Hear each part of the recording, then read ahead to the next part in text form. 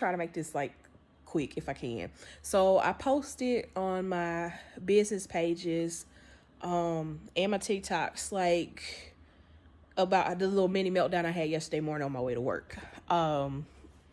And I got really positive feedback from it. The reason why I did it is because I needed to. I like to show transparency in my business, just my business, not too much in my personal. But I like to show transparency in my business so that my clients, potential and regular clients can see that the work that I put behind this, it comes from a place of true passion for what I do. Right. The purpose of the video as well was to show them the other side of what running a business is about, especially when you're doing it alone. And it was about how it's not anything that I do that involves like seeing my clients as a burden. That's not the case. Or it's more so that things have gone up so much that what I've been normally doing, something that I had a true I love doing, going to working 7 days a week, none of that really ever really bothered me as much as it does now.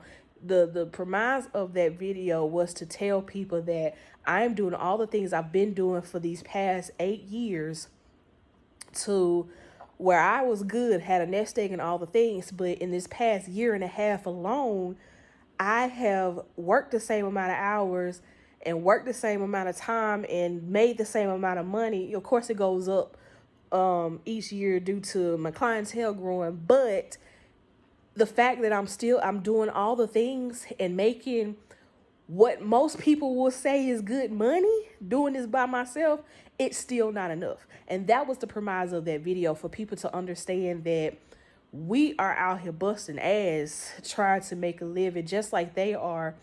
But because shit's going up so much, it's still not enough.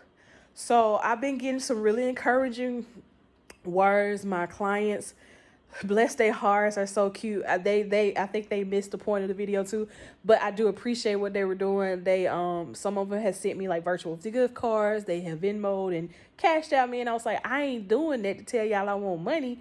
That's not who I am. I don't accept gifts very well, so that to me makes me uneasy when people do stuff like that, because I just don't. I feel like I have to do something in return, and so I'm not a really good gift receiver, right?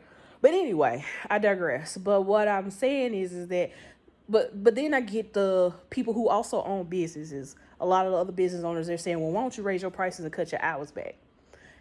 And while that sounds good in theory, if they listen to the video enough, because I know it's 5 minutes, I could be long-winded sometimes, but that was more so, that video was for me talking to myself, that I wasn't planning on posting in the first place, but it did. But anyway, if they listen to the video, I say in that video that I'm showing up because I know I have clients that come to me and they can't afford me, but they have to find a way to put me in their budget because they know that they need my help just like I need their help to keep coming.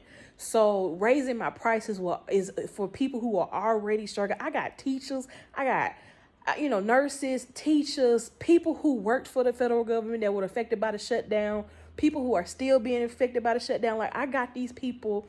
My clientele is about 80% working class and 20% high-end clients. So what they give me is what they got. But raising my prices just ain't gonna happen right now, because as a consumer myself, I know if I see somebody, no matter how good they are, if their prices are astronomical, if they're charging $150 to $175 for an hour massage, I'm gonna look at that and be like, I don't care how good you are, I can't afford that right now.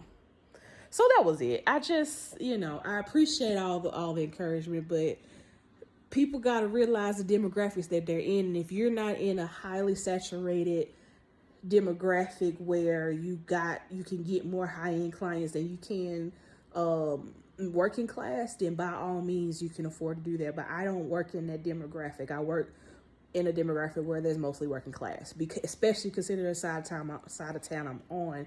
But anyway, that's it.